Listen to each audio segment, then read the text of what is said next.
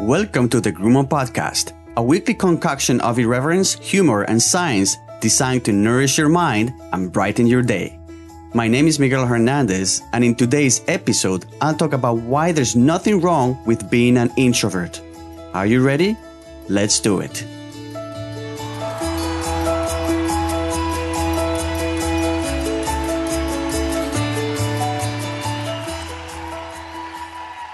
I'm almost done reading Quiet, The Power of Introverts in a World That Can't Stop Talking by Susan Cain. In a nutshell, Susan claims that introverts have as much to offer to our society as extroverts do.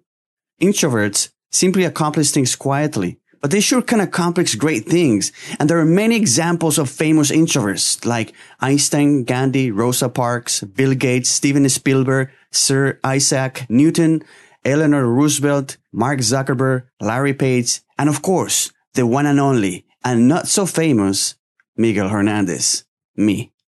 Susan admits to being an introvert herself. She would rather spend an evening reading books than socializing. However, through a lot of work, she pushed herself not to become an extrovert, but to do more of the things extroverts find easier to do, like public speaking.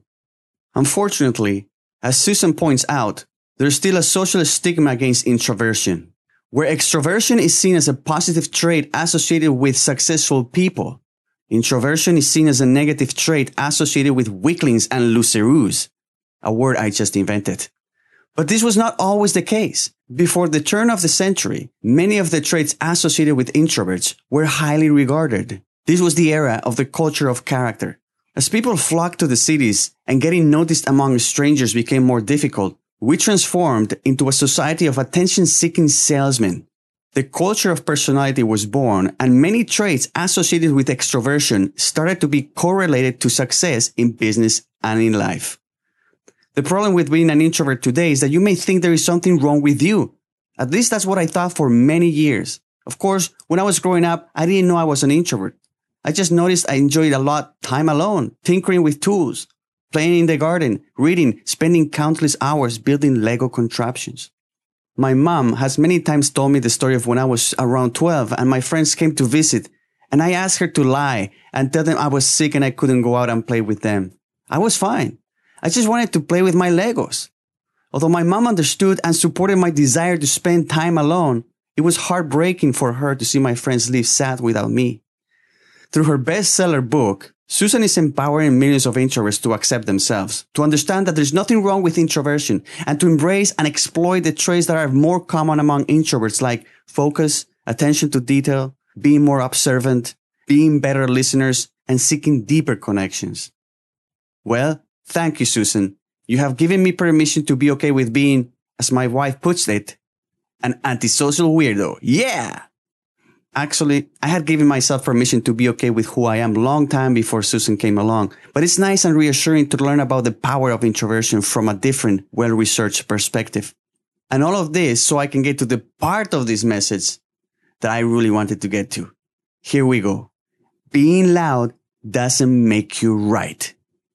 I say this because most people tend to attribute more validity to statements made by extroverted people than by introverted quiet types. For instance, subconsciously, we are prone to believe more someone that speaks loud and with confidence than someone that doesn't, even if both people are saying the same exact thing. What's worse, most of us are more likely to believe a confident, good-looking extrovert telling a lie than a shy, average-looking person telling the truth.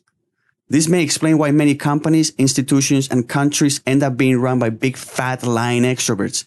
And unfortunately, as long as we keep confusing extroversion and good looks with proficiency, intelligence, and trustworthiness, we're doomed to have our world be ruled by incompetent, loud, and obnoxious individuals. So what can we do? If any of this is news to you, I would recommend reading Susan's book. She does an excellent job at explaining the difference between introverted and extroverted people and how can both types coexist harmoniously. Susan provides plenty of examples of great introverts and extroverts working together, including that one of Franklin D. Roosevelt, extrovert, and Eleanor Roosevelt, introvert. If you don't feel like reading it, no problem. Then here's what you can do. If you're an extrovert, learn to become a better listener and appreciate the opinion and input of those around you that think more and talk less. If you're an introvert, learn to speak out when you feel strongly about something. Learn to be bold when you feel your actions can make a difference. And regardless of where you place yourself within the introvert-extrovert spectrum, develop your critical thinking skills to become better at disentangling truth from assertiveness, looks, or status. I know it's hard to do, but it's worth trying. Peace, love, and introverted cookies.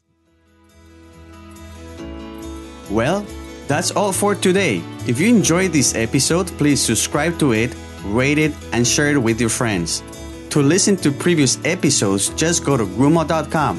That is GRUMO.com. Thanks for listening. My name is Miguel Hernandez, and this was the GRUMO Podcast.